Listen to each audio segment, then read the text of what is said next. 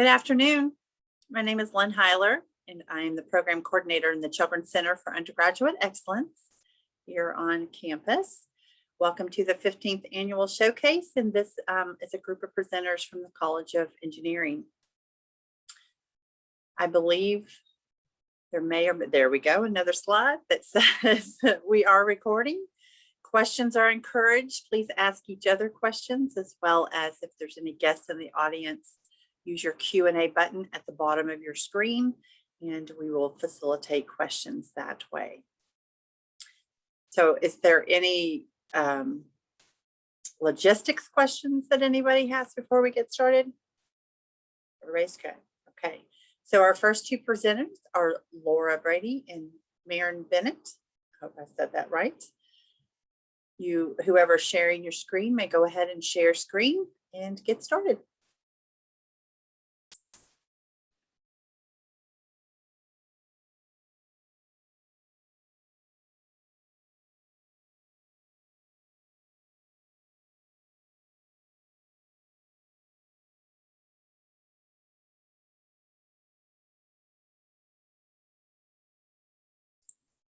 And don't forget to unmute whoever's going to speak. I'm wondering if I can present. Can you all see my screen? It's black right now, but we did see Okay. words a moment ago. Okay, I'm going to just do this.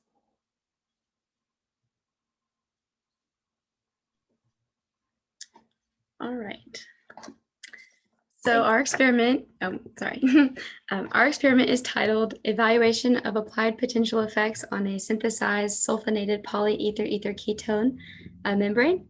So as the global population increases, water quality decreases, but the use of polymeric membranes in water treatment processes can enhance the separations required for purification. Sulfonated polyether ether ketones speak has a characteristic negative charge and is commonly used for membrane separations due to its good thermal stability and conductivity. So the purpose for our experiment is to investigate how the behavior of speak is affected by applied voltage, to know if voltage would enhance or degrade separations performed with the membrane. So the objectives for our experiment are to synthesize and characterize speak, to fabricate, test, and evaluate the membrane, and then to study the effect of applied voltage on the surface of the polymeric speak membrane. Yeah, so the first thing to do for our experiment was to synthesize our speak.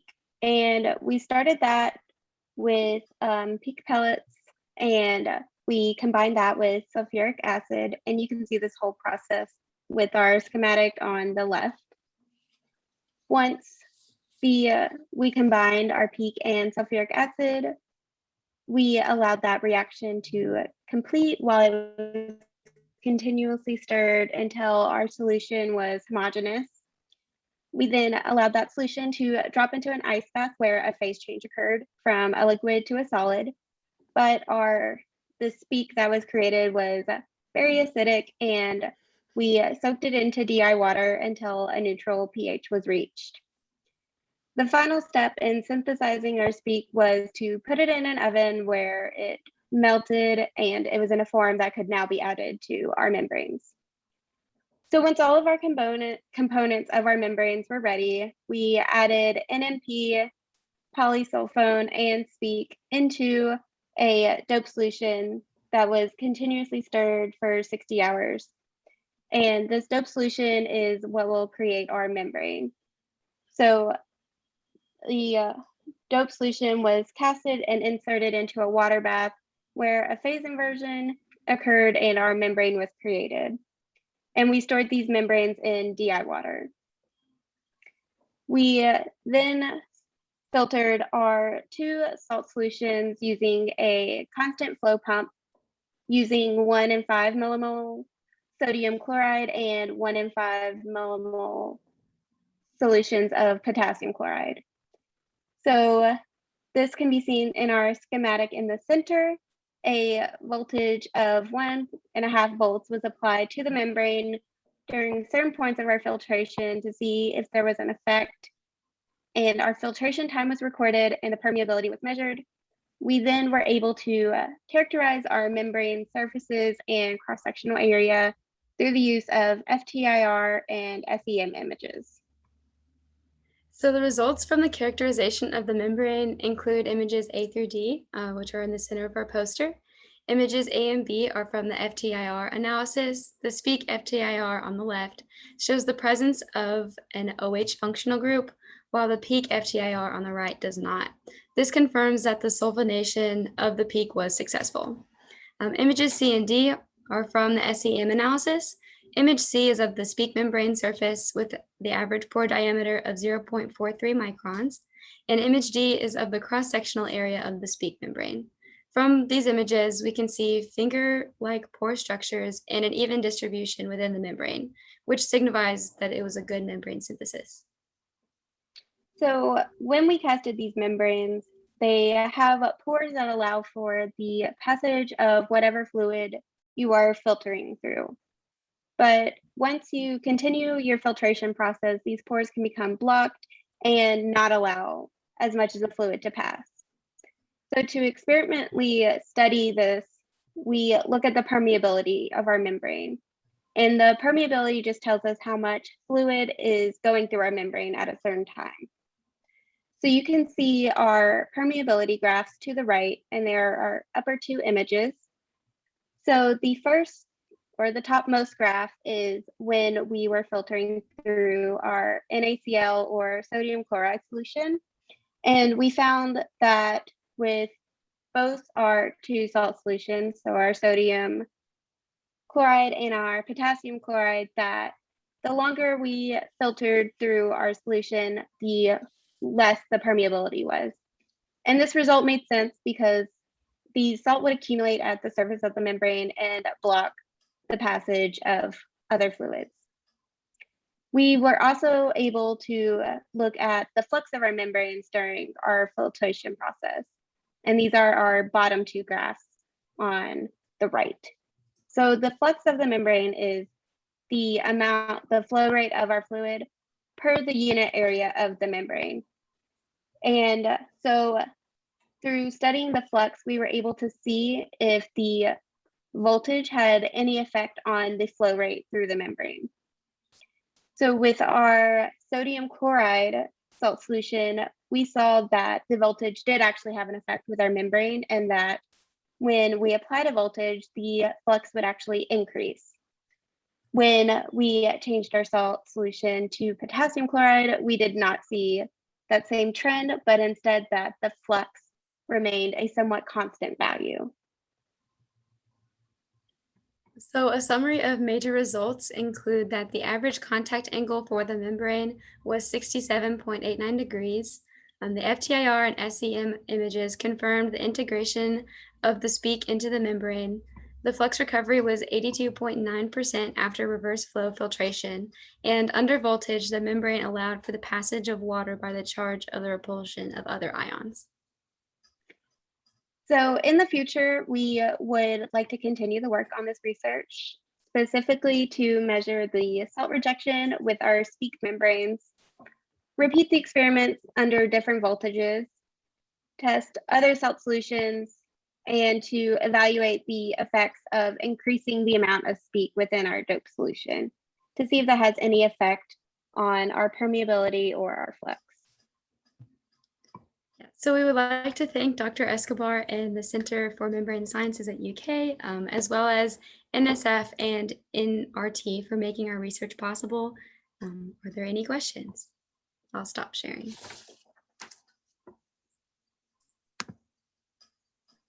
Thank you both. That was very good.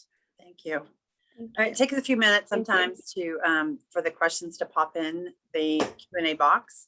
So either one of you can tell me this. How did you get involved in research?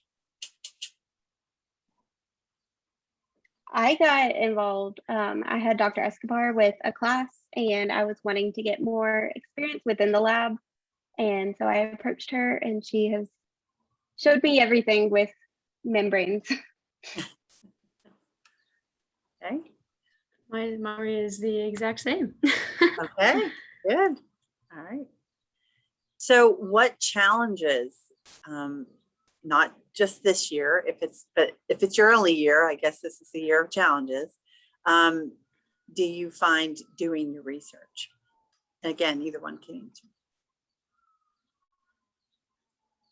I'd say one challenge with this experiment, at least, was synthesizing the speak.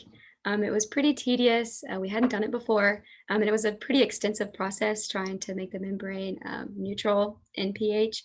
So just learning that and perfecting it and just being patient and being consistent. And so that was one of the challenges with this.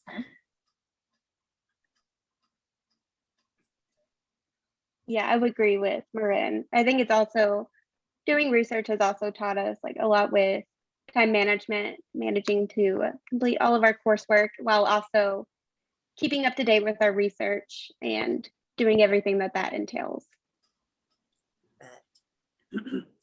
Okay, we have a question. It says, what was the most exciting about your research experience? I would say that the most exciting thing about the research was actually being able to apply what we were learning in class to real life and to see how that can actually like affect the industry and what we do. Okay.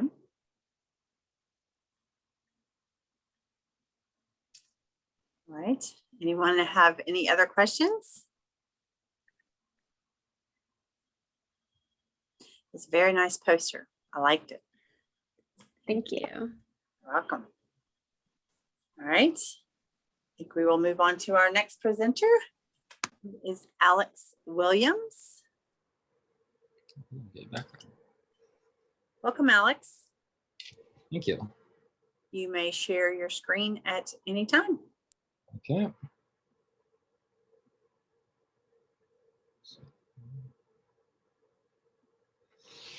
Okay.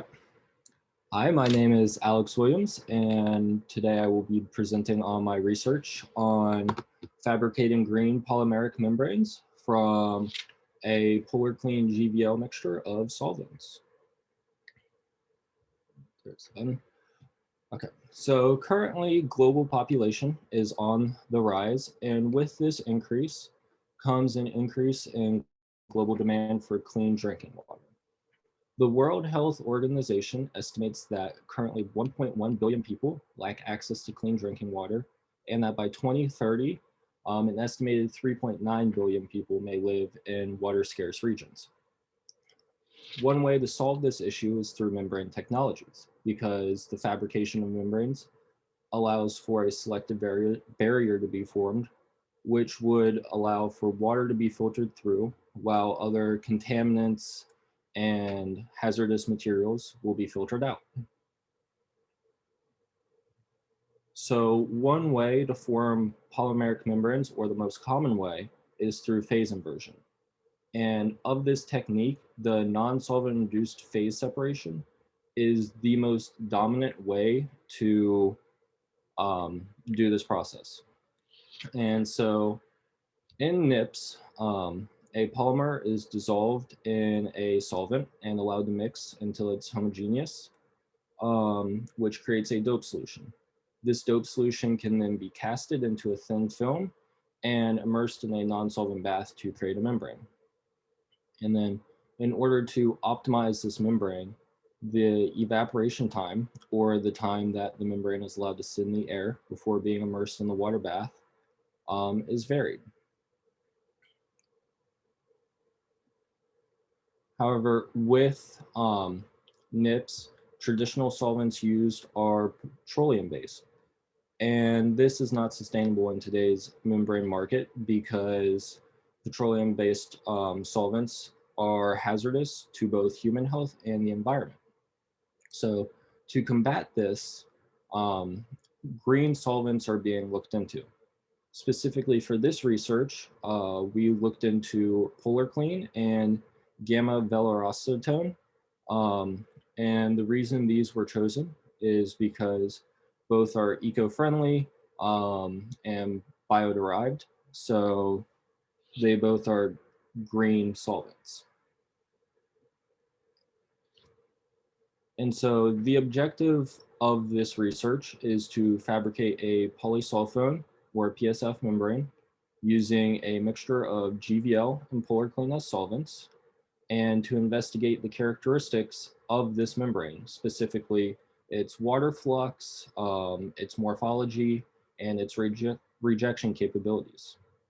These characteristics will then be compared or are compared to the performance characteristics of a membrane using NMP, which is a traditional solvent used in NIPS. And then the other objective is to evaluate the effects of evaporation time on membrane performance and characteristics.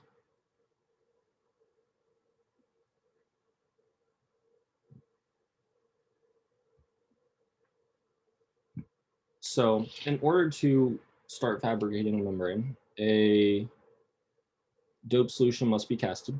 And so in this instance, since we're comparing traditional solvents to green solvents, 2 dope solutions were created. So the control dope solution was made using 17 weight percent PSF and 83% or 83 weight percent NMP.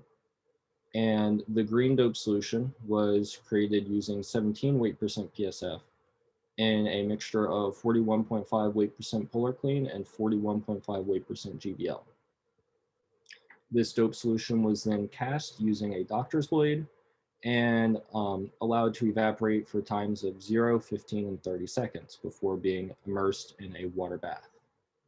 And so that diagram is displayed to your right. And you can see the entire process there. And so when investigating the characteristics for the water flux, a aqueous solution of 100 ppm bovine serum albumin was created before the experiment started, and then dead infiltration was performed. So the membrane was pre-compacted using DI water before the BSA solution was allowed to be filtered through. And then once that was filtered through, more DI water was filtered through the membrane again to sort of flush everything out. And so the water flux was then able to be calculated using the flux equation seen below.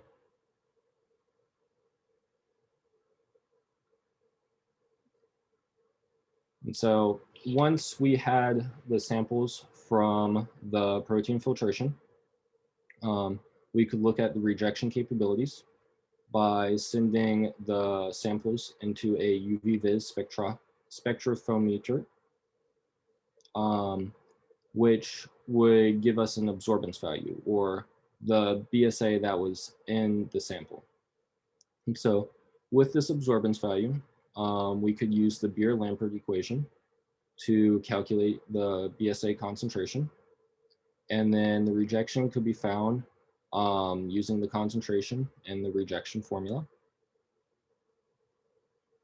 And so finally, the membrane, after it was done having stuff filtered through, was stored, and then it was freeze-dried in liquid nitrogen to dry it out before being coated with a sputter coater. And then an SEM imaging was used to look at the top layers and cross-section. And so what was found was that the membrane morphology for traditional solvents tended to have finger-like structures, as seen in the cross-section image on your right. However, the membranes made with green solvents, or the polar clean GVL mixture, had a more sponge-like structure. And this was just due to differences in the polymer structure that created these. And so for the water flux, it was found that the flux tended to decrease over time for both of the green membranes and the control membranes. And this was expected because as the experiment went on, more BSA was collected on the surface of the membrane, which caused it to clog. It was also found that both of the green membranes and the control had longer evaporation times that resulted in a decreased flux value. However, when looking or comparing the two, it was found that the green membranes tended to have larger flux values than the membranes with NMP. And this was due to the structures being formed. So the sponge-like structure caused the flux to have an increased value. And so then for the rejection capabilities, similar to what was seen with the flux, but Polar Clean had an increased BSA rejection compared to the membranes with NMP. And again, this was due to the structure that was formed. And so for future work on this experiment, with it being continued, we would like to investigate the relationship between evaporation time and morphology of the green membranes by getting more SEM images of the membranes at all evaporation times. We would like to expand the evaporation time intervals to 45 seconds and 60 seconds. And then we would like to integrate a green polymer into the membrane. So instead of using polysulfone, we would use polyethylene terephthalate, or PET. And so I would like to thank Dr. Escobar and the Center of Membrane Sciences for allowing us to do this research. And I would also like to thank the NRT and the NSF, if I'm saying that right.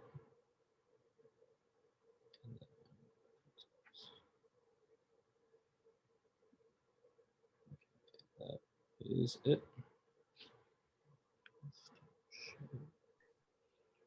Thank you, Alex. That's a great presentation. Thank you so much. Thank you. So while we're waiting on any questions, if anybody has any questions, please use the Q&A box at the bottom of your screen. Alex, why don't you tell me how you got involved in research? So I wanted to gain more experience in my field. And since I wanted more experience, so I reached out to Dr. Escobar, who was my professor at the time, and I asked if I could be a part of her lab and do research there, and she let me do research with her. And so that's how I got into it. What do you want to do in a career, for your career? I'm really not quite sure yet. I know that sounds bad since I'm currently a junior, but I'm torn about whether going to grad school or to just continue after my bachelor's and try and find a job. Okay. But has your research experience given you more values in what you want to do as a career? I think so. I think it's opened up more interest in terms of this is something else that I could be doing with chemical engineering besides just going into distillation or something else similar to that. Okay.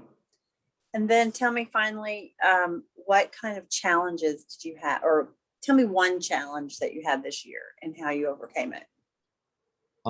So one challenge that we had was that our membranes tended to vary in thickness.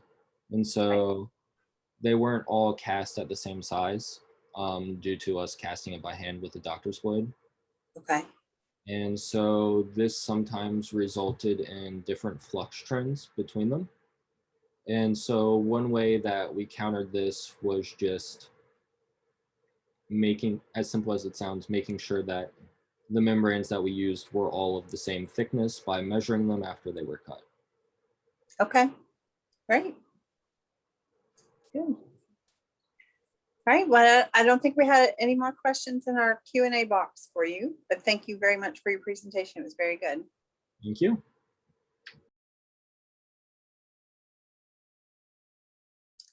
Okay, so our next presenter is Chloe. Hi. Let's switch gears here. Okay. Can we adjust the- Oh, we need to, well, Alex is unpinned. We need to, Is there something that I need to fix? no, I think it's on our end, Alex.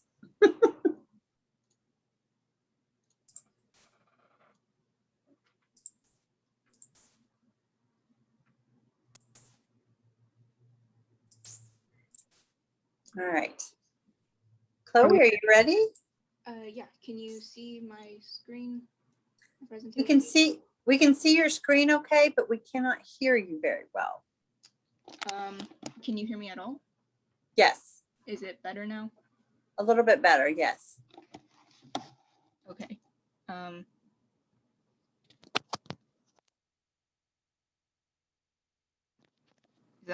Does that work? That does, that's much Okay. better. Thank you. Go ahead, Chloe, thanks. So my name is Chloe DeGiorgio, and I'm a sophomore in the Agricultural and Medical Biotechnology program.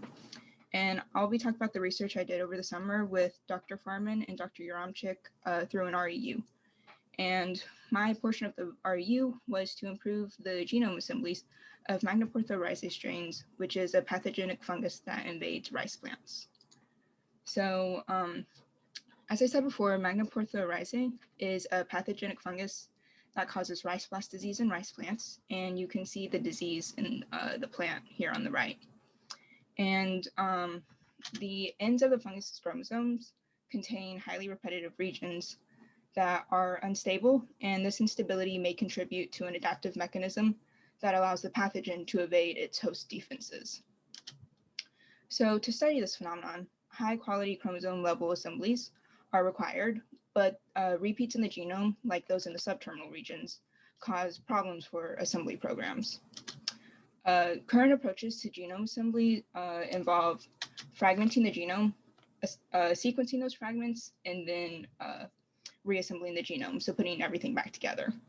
And unique portions of the genome aren't an issue for this method, but repetitive regions like in those breaks cause confusion when you're trying to piece things back together. I did this project over the summer with another student from WKU named Diksha Satish, and we were given 2 partially assembled genomes with the goal of refining them down to chromosome level assemblies, meaning that the whole chromosome was encompassed on one fragment or contig. I was given strain G11 with 33 contigs, and she had U233 with 49 contigs. And the goal was to get them down to maybe like 7 or 8, depending on how many chromosomes are in each of the strain's genomes. In addition to refining the genomes, we also wanted to examine the telomeric and subtelomeric regions for overrepresented genes and just general chromosome end organization. So we used RStudio and a software called mumplot to compare our genomes to a assembled genome of another strain. And you can see a picture of the mumplot here, where a few of the contigs are lined up to chromosome 6 of the reference. And this kind of guided us to know that, okay, maybe these contigs are attached somehow because they all seem to line up in a certain order to chromosome 6 of a reference. So in addition to possible connections, this also gave insight to translocations and misassemblies that may have arisen from the sequencing or assembly programs. So once we found a place where we thought there might be a connection between 2 contigs, we looked at the raw reads that comprise the contigs. So the contigs are made by compiling a bunch of raw reads and then finding a consensus sequence. And for partial connections, we looked at raw reads at the ends that were soft clipped to try to match those soft clippings to contigs elsewhere that were used. So if we found, so we would pull the sequence here and use it as a query to search the rest of the raw reads if there was a match. And then if there was a match, then we would look at what contig that raw read was from, and it could be a potential connection between the two. So misassemblies were identified by examining raw read coverage in the integrative genomics viewer. And here's an image here, and it looks kind of intimidating. But basically, these are just all of the, these here are all of like the raw reads that make up the consensus sequence. You can see here like a big dip in coverage. And this indicated that that these two pieces probably don't actually belong together. And in addition to looking at read coverage, we also looked at primary versus secondary read coverage. And this is mostly gray boxes, which is primary read coverage. And on the left is white boxes, which is secondary read coverage. So in addition to low read coverage connecting these two, you can also see that this part of the contig has very low quality supportive raw reads. And for this instance, actually, it turned out that this was E. coli contamination, so this just didn't belong here at all. But after we identified that there may be a misassembly, we would take raw reads from the ends, and similar to connecting contigs, we would search the rest of the raw reads to see if there was a connection that would be better suited for placement of this portion. In addition to looking at for connections and misassemblies, we can also see translocations on the MUM plot. So here is actually one contig, but it's divided across two different chromosomes. And what a translocation is whenever a piece of one chromosome breaks off and moves to another chromosome. So this is a perfect visualization of that. And they're often due to retrotransposons, which are elements of the genome that can actually move around. They can insert themselves and then take themselves out and insert somewhere else. So these regions were inspected in IGB for misassemblies, and if none were found, then it may be a possible translocation. And to confirm the translocation, the region had to have at least two raw reads with unique sequences anchoring them on either side. And finally, for some more biological information, the translocation region was blasted to see if the sequence corresponded to any transposable element sequences. So we wanted to look in these regions of translocations if there were any retrotransposons that may be responsible for the breaks and translocation of this portion. So after doing all of that, we reduced our number of contigs from 33 to 23 and 49 to 43. We found 7 and 5 connections, and then a lot of assembly errors, which included maybe like duplicated contigs or some contigs. As I said before, there was E. coli contamination, and we would have to remove that. And then I didn't find any translocations in my genome, which isn't a problem. It just may not be a characteristic of the G11 strain. But Diksha, she found 7 translocations in her genome. So for the future, the refined genomes can be studied for structural divergences between the strains, such as the translocations, and then what are the causes of those events. So searching around the translocations for possible transposable elements that were responsible. And then the subterminal regions can also be studied for overrepresented genes that may be involved in the instability of that region. We can also look at maybe possible defensive genes there that can be shuffled around depending on what the host is doing in response to the pathogen. And then finally, these refined genomes can be used for reference-based assembly of other genomes. So we can possibly use this as a starting point to refine them even more with a different set of raw reads, or we can use these as reference genomes similar to what was done to guide the assembly of these. So I'd like to thank the NSF for funding the RU that I participated in, and then Dr. Farman and Dr. Amchik for mentoring me throughout this process.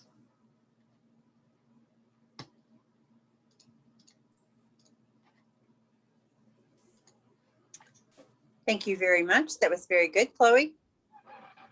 Thank Thank you. So we have, I believe, a couple of questions in the Q&A box. Can you see the Q&A box? And would you just like to read the question and then answer?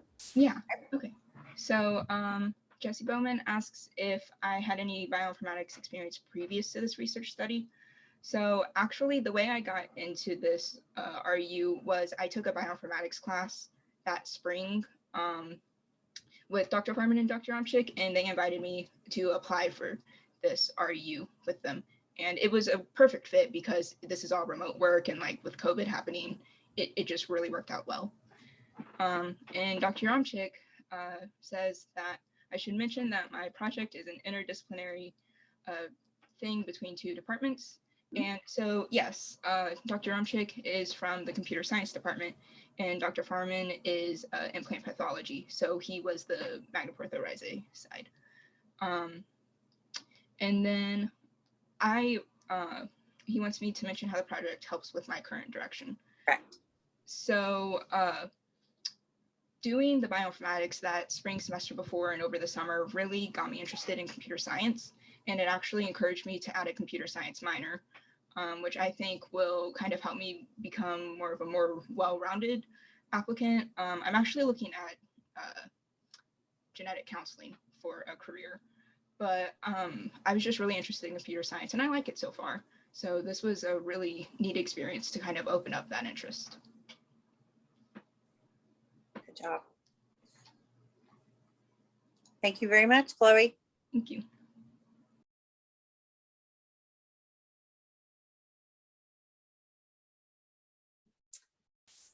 Okay, we can move on to our next presenter, Hello, which is everyone. Rosemary. Go right ahead. Whenever you're ready, you can share your screen. Okay, 1 second. There you go.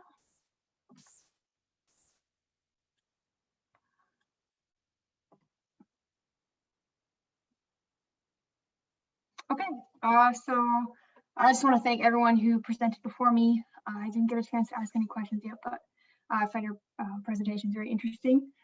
So my name is Rosemary Alden, and I'm an electrical engineering student. I'm a senior, and my project this semester is called AI-based short-term electric load forecasting for experimental smart homes, including HVAC, electric water heater, and PV components.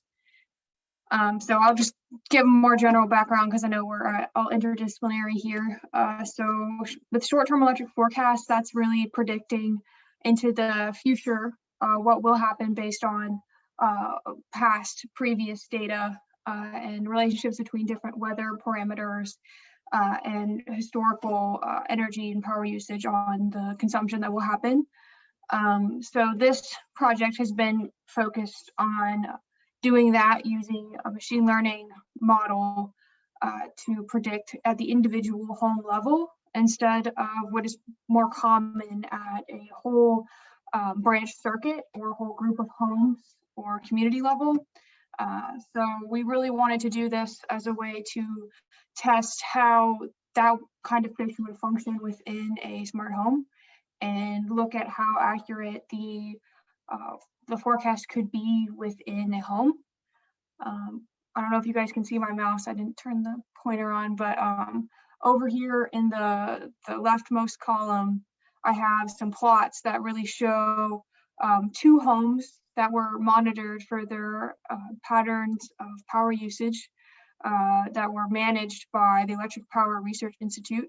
So these homes are equipped with equipment to measure the total power usage of the home, the HVAC, which is your heating, ventilation, and air conditioning. So what you use to heat and cool your home, the water heater, and they also have PV generation on the roof. So you can see here over the course of the day, the color scales.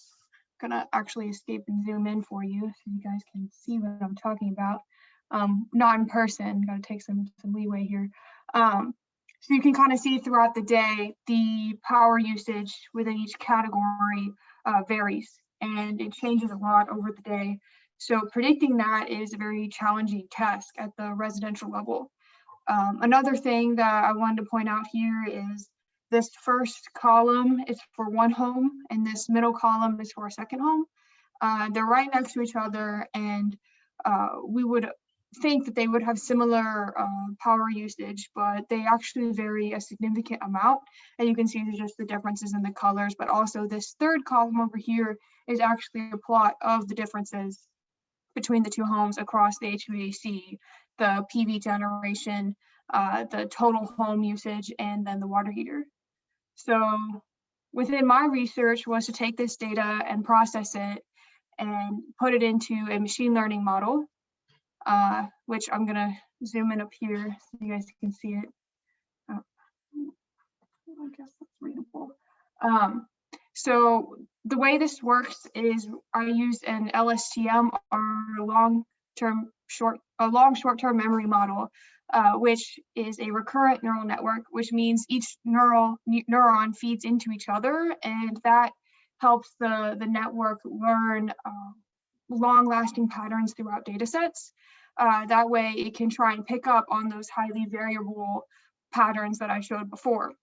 And the way we set up this model, myself and my professor going through this and working as part of an NSF grant, was to read in previous days, like just during the day, for the past 3 days, and then predict the next day, like just daylight hours between 6 a.m. to 9 p.m. because that's when you'd have the most power usage. And we would read in that historical power usage data and weather data and predict along the total, the HVAC, the water heater, and the solar generation. And this chart over here shows the different weather variables that we use as inputs. And each of these weather variables is going to have a different influence on the power usage of that day. And the way that we made our model more accurate was also including a shift in all of the weather data. So we would have a quote unquote perfect forecast where we read in the measured data for the future day and just weather in as an input, because that's something that a power utility could get a good forecast for from a weather station. And so we use this as a benchmark for how good the performance of an LSTM model could be. Let's zoom out here to show some example predictions. Sure that can be seen on the small screens. So here I'm showing different week-long predictions of our model. The red is the actual measured data, the blue is the predicted, and then the black is temperature data, just to kind of show how the variability still persists as a function of weather input. And the first home is on the top, predictions, the second home is on the bottom. And I keep referencing the two homes because one of the major questions is how well residential predictions can be made across different homes, as people have their own kind of random patterns of behavior. So you can see in house one, for this example week, it was more regular, and the model was able to really predict the HVAC throughout each day, better than in home two, where there was slightly more variety in the red curve with sharper drops in power usage. And then that kind of hits on how people set their temperature set points, and the different types of equipment might have influenced that. PV generation, again, you can see that it's more regular in the first home, which is a bit unusual, as the solar panels being right next to each other in this picture, you would think would have very similar patterns, and they did for the first 2 years. I guess I should explain that. We had training data for the first 2 years, and then we predicted in 2020 based off of 2019 and 2018, excuse me. But yes, you can see the slight difference across PV predictions here, but they overall, the generated energy from the PV was around the same range for both homes. And then the water heater, this is the total house. The total, it's still super hard to see on the screen, but the total usage of the homes was the most variable of all the predictions that I did using the same model and approach. And it varied way more sharply because it's getting all of the influences from each individual component within that, and that makes the variability more easily seen. The way that we did to more systematically model the air is to look at the distribution of the air across the entire test data set, which was 2020 in the summer. And you can see like how the air compared to each day and each hour. So you can see for the HVAC models, the most frequent error is right around 0, right around this mu value. And that is also seen in the PV for house 1 on the top again. But that isn't the way it panned out for the total across both homes. That was more of a normal distribution, indicating that it was more difficult to predict most frequently at a low error value. I also included some common metrics that are used to assess machine learning model predictions, and that's like RMSE values. You can see here that it's in kilowatt hours.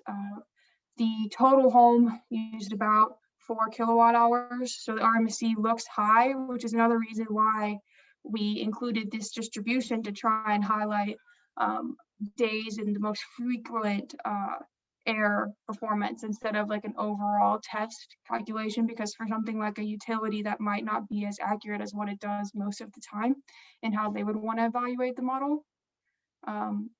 So, and overall with my research, I concluded, here again, I'm sorry. I concluded that the HVAC and solar predictions were satisfactory with the most frequent errors close to 0.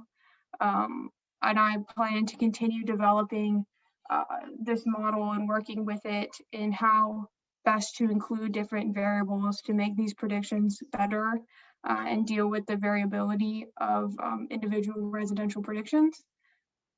Another thing that we concluded with this is that the homes and the individual characteristics of the homes do have a really big impact on how the model does perform. And that's another thing that I'd like to keep working on, is looking at how other models would predict, other machine learning models of different types would be able to predict with this type of residential data and compare between them. Another thing that I plan on continuing working on is looking more deep into the air performance and how best to quantify forecasting that's the most useful to industry for power planning purposes. And I want to acknowledge my research advisor, Dr. Dan ENL, and my NSF co-advisor, Dr. Ababe from the University of Marquette. And this work was supported by an NSF grant. So special thanks to the NSF as well. Thank you, Rosemary. That was very good, very interesting. I love that poster. I'm sorry I moved it around a lot. I just wanted to make sure it could be. No, that's great. That's great for a presentation like this. Just perfect. You do have a question in the Q&A box from Dr. Yarmachek, and he tells you it's very interesting. And then he is asking who are potential customers of the forecast. So a forecast like this would really be, we see it like the group and I have been talking about how we would use these machine learning predictions as part of a home energy management system. If you were to make predictions on like a community level, that's kind of what utilities use for different demand response and load scheduling now, but individual residencies is a little bit too fine of too small of a power difference for most utilities to take action. But that's something that if you had like a smart home energy management system that was getting these electric load forecasts, they could, for example, use a control signal to change when your HVAC system came on to avoid peak load and cool your house down before and rely on like the thermal mass of your house to stay cool. Just something like that to try and smooth out the power usage or make sure it did it during a time where the cost was cheap. So that's just like a one application for smart homes of this type of prediction. Thank you. Good job. Okay, I think we're ready for our next presenter. Donovin Lewis. You may share your screen at any time. Okie dokie. Thanks. Let me get it open. I think this is the right one. Do you see it? Yes, Maybe? yes. Okay. So I'm Donovin Lewis. I'm a soon-to-be graduate with a bachelor's in electrical engineering, a University Scholars Program graduate student, and an NSF graduate research fellow at Spark Labs. My presentation today is on the research projects concerning the electrification of transportation sponsored by NASA, specifically NASA Kentucky. So within this presentation, I'll explain my most recent research into vehicle electrification and EV reliability and summarize projects completed recently. So specifically, this first one was focused around crane electrification or off-road highway vehicle electrification. So when we're talking about electrification, we're talking about the conversion from typical combustion engines or typical fossil fuel energy resources into electric vehicles. So this work was done in collaboration with technical experts at Link Belt Cranes here in Lexington, Kentucky, to investigate potential strategies towards the gradual electrification of their line of cranes without substantial system redesign. An example crane shown on the left can be broken down into two distinct systems shown in the diagram on the right. A crane upper arm with an internal combustion engine paired or coupled to a hydraulic system to lower and lift dynamic loads, and the heavy truck with another internal combustion engine and a wheels and a steering wheel and all of that stuff on the bottom. So to deal with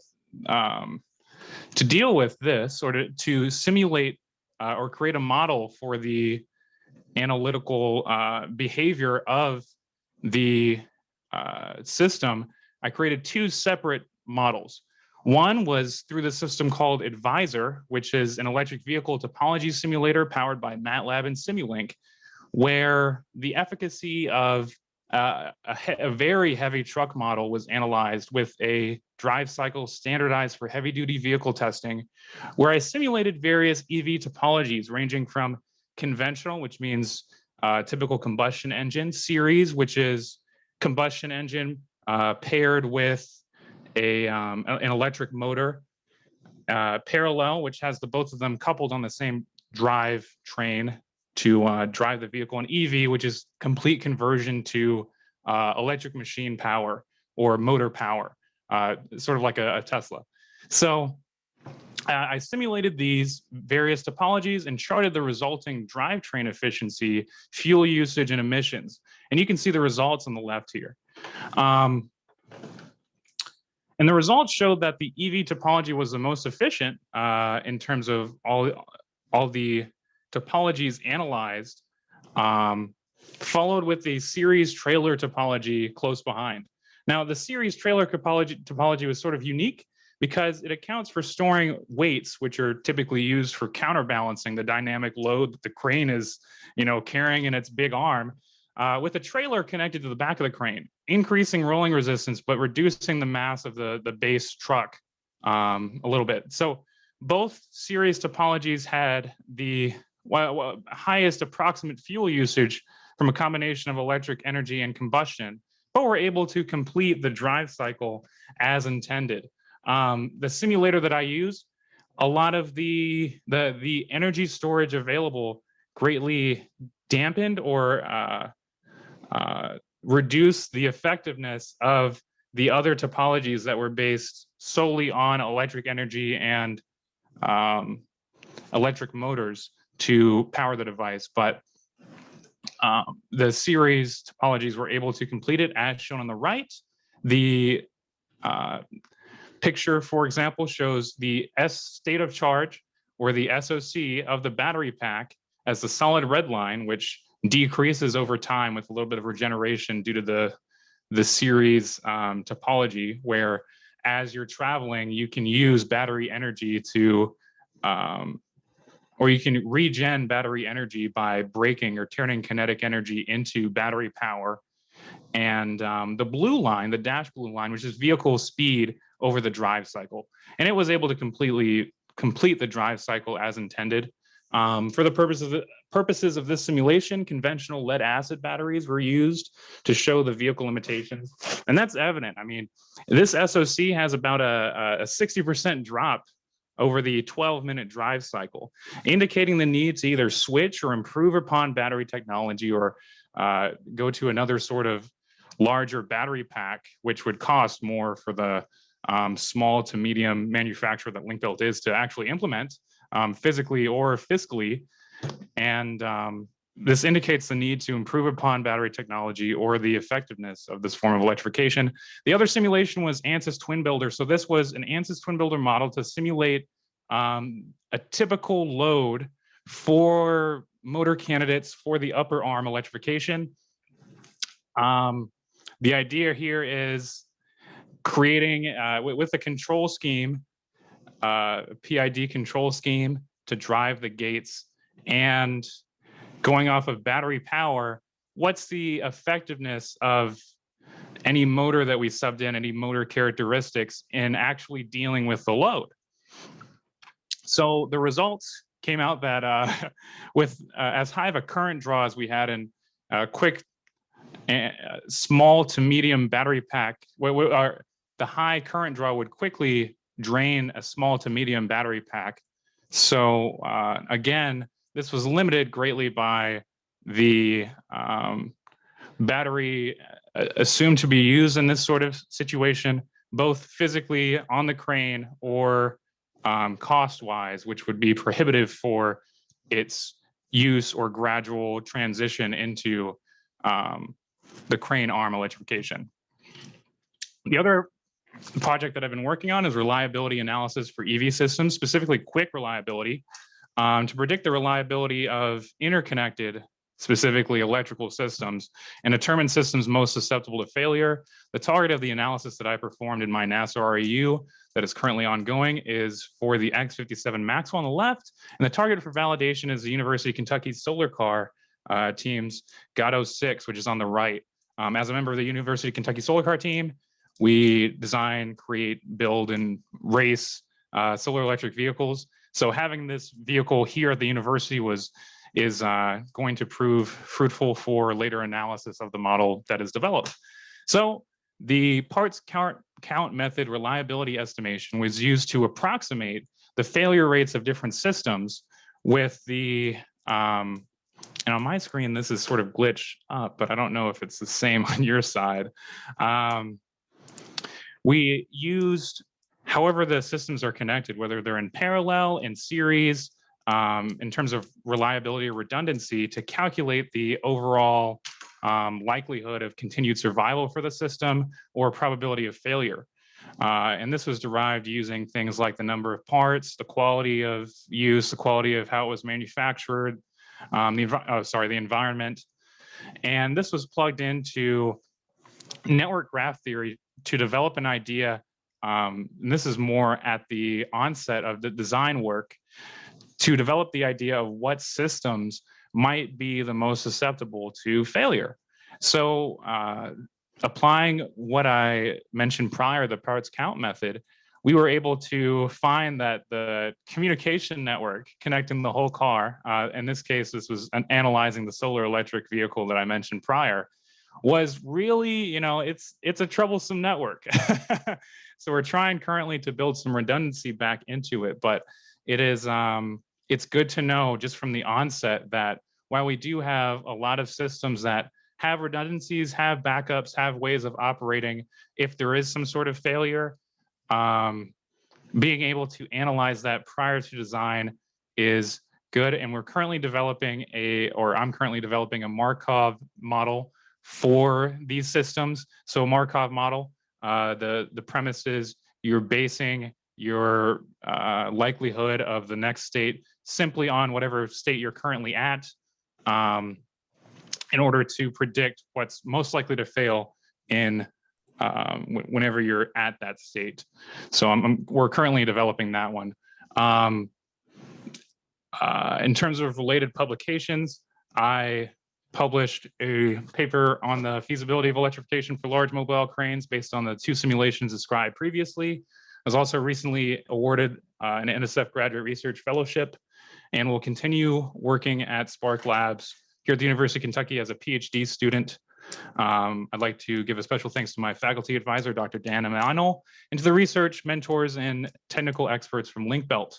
The support of NASA Kentucky, the University of Kentucky L. Stanley Pigman Endowment, and ANSYS Inc. are gratefully acknowledged. Thank you very much. Wonderful.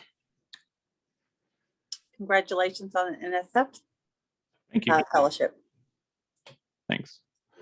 Okay, do we have any questions? There we go, right there. Can you see your Q&A box, Donovan? If not, I can read it for you. Yeah, let me see if I can. So looking into hidden Markov models, I have looked into the idea, but a lot of the I guess focus here is instead on developing an idea of the likelihood of failure for these electrical systems. I guess my answer is I have looked into it a little bit. I looked into it a little bit, but thank you, Dr. Yaramchuk.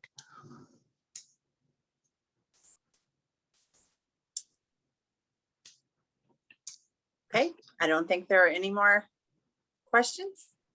Dr. Yaramchuk just says great. Okay. So we'll get ready for our next presentation. Thank you, Donovan. That was very good. Thank you.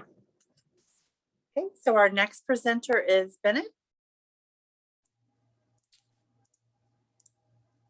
Bennett, you can share screen whenever you're ready. Sure.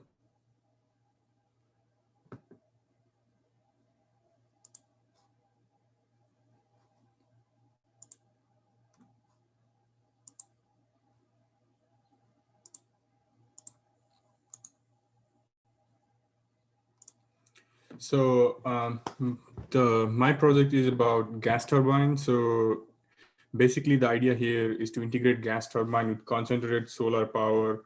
So why only the gas turbine? So there are different ways we generate power, but gas turbine has a really small time response. So basically, as Rosemary talked about, fluctuation in energy demand throughout the different daytime, gas turbine has a really quick response. So suddenly if you have a high energy demand, you can tune the gas turbine and meet those energy demand.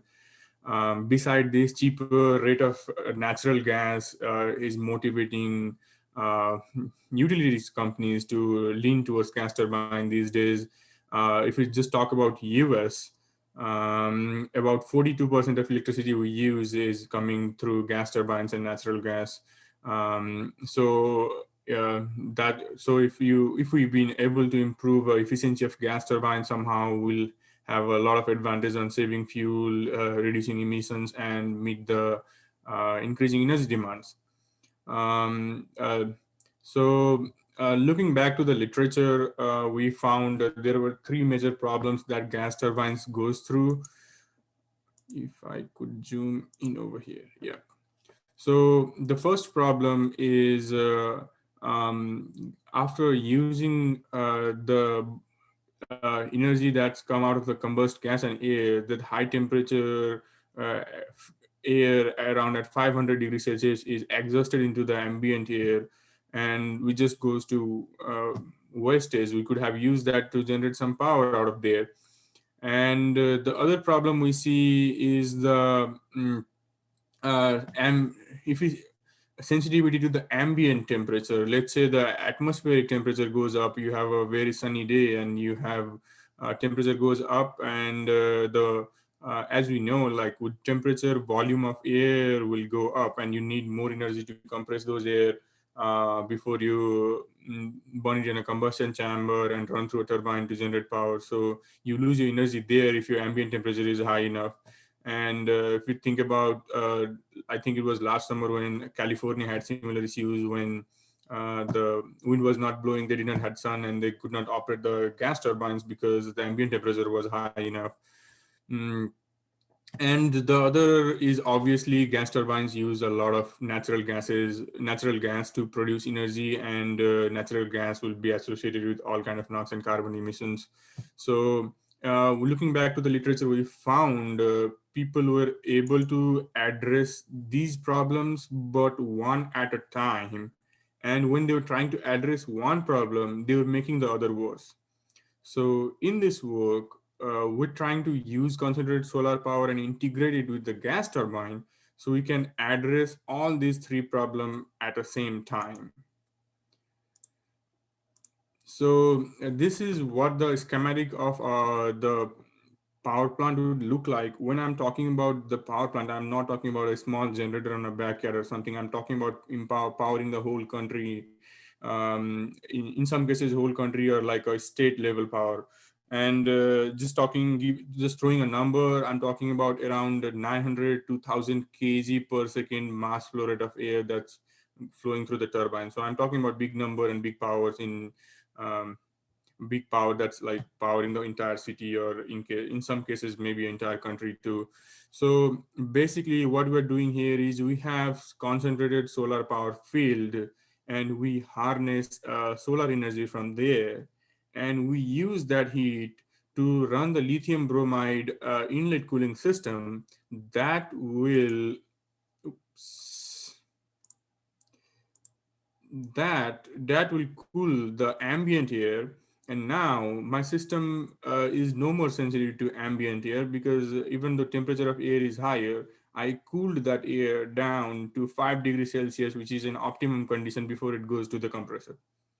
So now it goes to the compressor, it gets compressed, and now the compressed air, before it gets to the combustion chamber and mixed with fuel and it's combust, I use the same heat that was harnessed over there in the concentrated solar power to preheat that air before it goes to the combustion chamber. So since the air is preheated, now I required less fuel to reach the same outlet temperature, or let's say outlet energy that's required to run the turbine. So now I get rid of the ambient air problem. I saved some fuel as well, and I operated the turbine. And I have exhaust gases around 500 degrees Celsius, which goes to a steam generator. And we generate steam and run two high pressure and low pressure steam turbines, and we get some extra power as well. So we utilize that exhaust energy as well. So combining all these three aspects of the power plant here, just integrating the CSP with the gas turbines, um, and we were able to solve all these three major problems related to gas turbine. So basically, we do not have an access or like resource to build this level of power plant or have a gas turbine to experimentally validate our results. So what we basically do here is we use a tool called engineering equation solver, and we write a model equation that defines all each individual systems. And we extracted some data from a power plant from Jordan, and we validated our results with the code we got, with the code we had on engineering equation solver, and they had a very strong correlation with each other. So that's what how we validated our result. And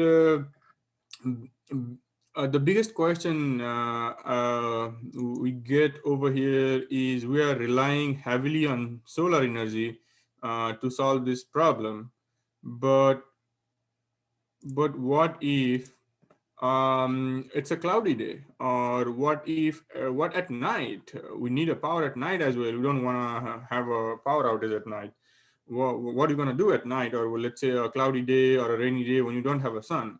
First thing, when we don't have a sun, the ambient temperature will go down itself. So the ambient air problem is automatically minimized when you don't have a sun. And then the second thing, let's assume the worst scenario where you don't have a sun, but temperature is still high, let's say more than 100 degree Fahrenheit or something. Then worst case scenario, what you have to do is like dump in more fuel into your system to get the power. And we have been doing it currently in current situation. So at least we are making it our power generation more green and more efficient when the sun is out. and when you have a sun available.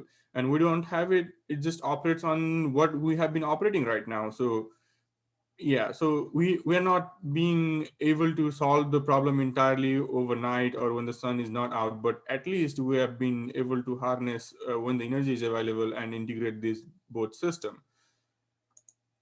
So so other thing we did after validating our model here is we compared our some operating parameters for the power plant with overall power generation of the system, specific fuel consumption and thermal efficiencies using the spider diagram. So basically what we are doing here is we are non-dimensionalizing all our variables, so we can have all these parameters kept on a same graph. So um, so here so as the need required. So let's say if someone wishes to optimize their power generation, want to have more power generation, they might have to use more fuel to do that. So or they might lose the thermal efficiency. So all these variables interact independently. So next work on this phase would be combining all these results together and coming with a multi-objective correlation, so we can have one equation that can define our condition and we can predict what's going to happen based on what we need. Either we need more power, or we want to save fuel, or we want to have less emissions. So that will be our next step. And just to conclude, we were able to using this model, we were able to say that we're almost able to save fuel around 10% compared to the traditional system, whereas increasing the power generation by 6% and thermal efficiencies by almost 19 to 20%. And that's all. Thank you. Thank you, Bennett. Are there any questions, comments?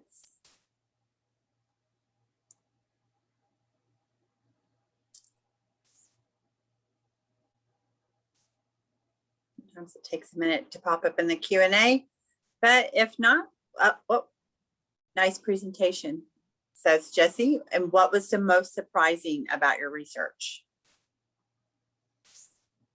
Most surprising. Well, I think the most surprising and most hardest step, I would say, is like we're three people working on different aspect of this project, writing a code for different system that has to integrate together. So we did all our parts separately due to the COVID, like everyone at home working separately. And it was a time to put them all together. And when we put them together, we could not figure out like what's going wrong. We could not debug the code and it was not running. We knew it works individually right, but when we put them together, something went wrong.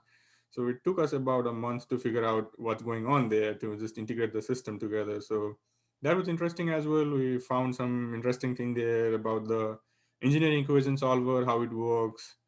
And yeah, it was challenging too to figure out what's wrong there. Always a good challenge. All right, thank you very much. Appreciate it. So our last presenters of the evening is Lily. Do not believe you do not have a presenter. So if we can switch over to Lily, and you're able to share your screen at any time, and you can go ahead and get started. Okay, so I have been working on the functionalization of cellulose acetate membranes with silver nanoparticles to suppress viral activity.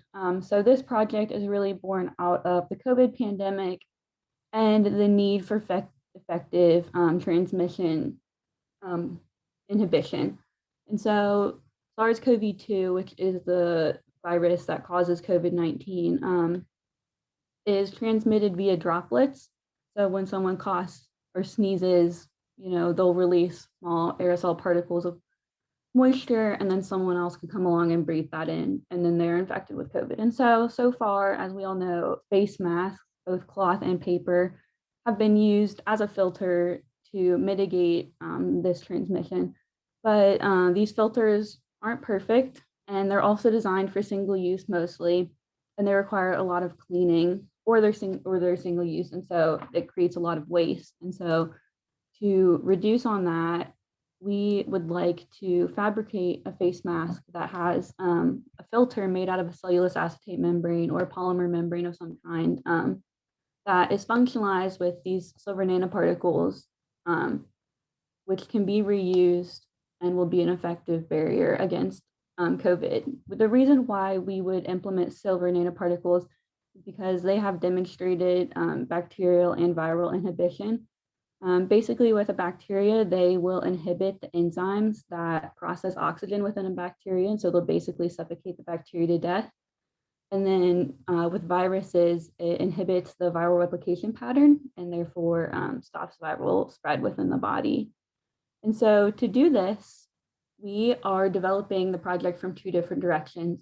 So the part that I've been working on most closely has been properly immobilizing silver nanoparticles onto the surface of our cellulose acetate membranes. And then Tae has been working on creating a membrane that will let air pass through. So, traditionally, you may have heard earlier, these membranes are used for water treatment. And so filtering air has been a little bit of a jump for us. And so to immobilize these nanoparticles onto the surface of the membrane, we actually need to do a few chemical reactions. Silver nanoparticles will often leach from the surface of things because if they're not chemically immobilized, they just won't stay on. And so I can zoom in. Yeah, there's this process down here that we have been following. And so we take this epoxy glycetyl methacrylate, and it's a monomer, and so we need to polymerize it. And so that's what we've been working on mostly right now. We polymerize this epoxy, and then we react it with cysteamine to create this new complex that has a lot of thiol groups that the silver nanoparticle will bond to. So when we react the cellulose, or when we react the GMA and the cysteamine with the silver nanoparticles, we have this really solid polymer complex that then we can then incorporate into our dope solutions, and then the nanoparticles are totally incorporated into the surface of our membranes. And so, as I mentioned, we have focused right now, this is a very in progress project. We have been polymerizing mono-GMA into poly-GMA. And so to verify that we've been doing this successfully, we've been using FTIR. And so FTIR shows us the presence of certain chemical groups within a compound. So mono-GMA has this carbon double-double bond that gets broken during the polymerization process and creates a chain with other GMA molecules. And so we therefore have created polymerization. So on our FTIR spectrum, there's a peak at around 1636 wave number, and that is the carbon-carbon double bond. And so that will appear on mono-GMA, and it is not present in poly-GMA. And so when we notice that that peak is gone, as it is right here, then we know that we have successfully polymerized the product. So we recently got that to happen. It was really exciting. So we're going to be moving on to creating the cysteamine silver nanoparticle complex next, and hopefully create some membranes.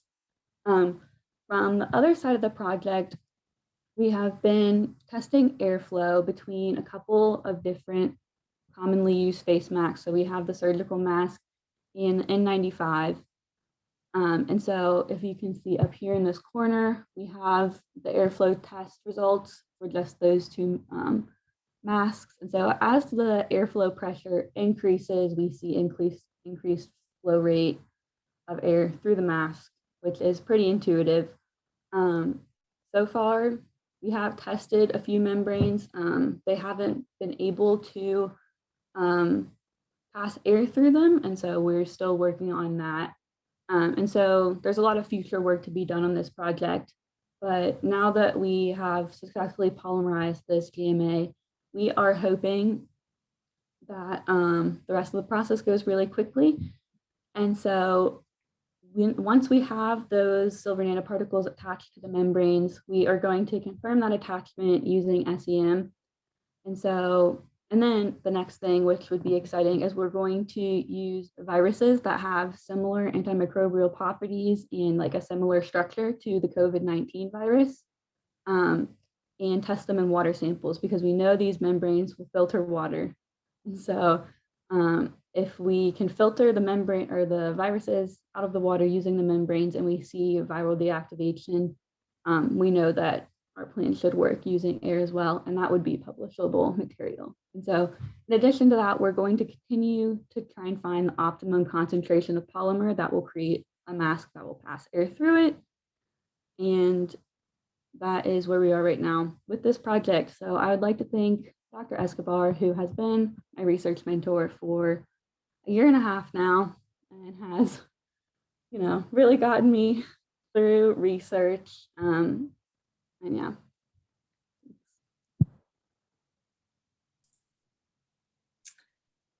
Thank you, Lily. That was really good. You sound like that you have really enjoyed your experience. Yeah. I've done a few different projects with Dr. Escobar, so I've really, I guess, gotten to know the system and everything, and I really like all the people that I work with, so I really enjoy it. Good, good. That's what we like to hear. So you have a question in the Q&A box from Jessie. She says, nice presentation. What a very relevant and applicable project, given the innovative research you're conducting in transition from water to air. What surprises and opportunities have you encountered? Yeah, so the main stuff that I've been working on hasn't been with transitioning from water to air. I know it's been a big struggle for them to get the air to actually pass through the membranes. The pores on the membranes are extremely tiny, and if we tried to like increase them in size, viruses are also extremely tiny, and that would obviously, it would be ineffective if you're getting too much air through, but you were also letting viral particles in through the mask. So one of the main surprises or struggles that I've had has been the failure of our experiments. We actually tried to polymerize the glycetyl methacrylate several times unsuccessfully. We went to FTIR and looked at it a lot of times. And so once we finally got that to work, it was really exciting for us. And it was actually the first time I think I hadn't had like a research project work well the first time. So it was, interesting to see repeated failure, but we persevered and we made it, so.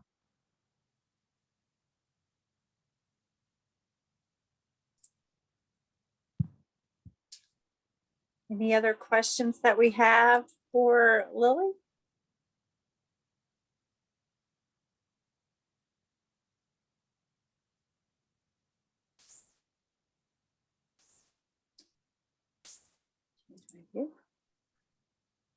Okay, I think that's it. We okay, day 2 of 119 presentations between the 2 different tracks. Starts at 10 a.m. tomorrow morning, bright and early. Thank you, everyone.